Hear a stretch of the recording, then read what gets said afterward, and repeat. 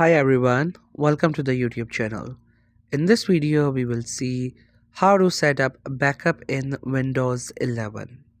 If you're worried that you will lost your data and you want to turn on the backup for the Windows or your PC, then in this video I'll show you how it can be done. So first you have to make sure that you have the latest window. If not, then you can check out the updates and update your Windows to its latest version. Then in the search bar you have to search for control panel, click onto it and it will open. Then you have to go to the first option, which is system and security, and then click onto this option, which is file history.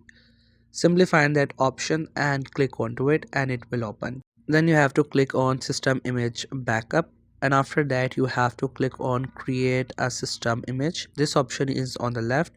Simply click onto it, and after that you have to go with that file, like which folder you want to use. Click on next, and again you have to click on this option start image, and after that your backup will start creating, like it will set it up, and in your files you will have the option for backup that you can access and use.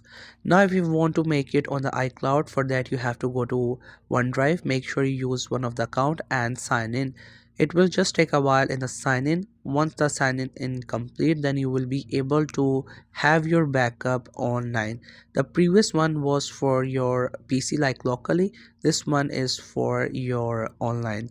Then you can choose a folder or create a new one where you want to save your data, like you want to backup. Then you can select which folders and which type of files you want to have a backup on, and for those you don't want it, you can simply keep them turned off, or you can turn them off and select only those files, those folders that you want to have a backup of, and then click on start backup. It will start backup online.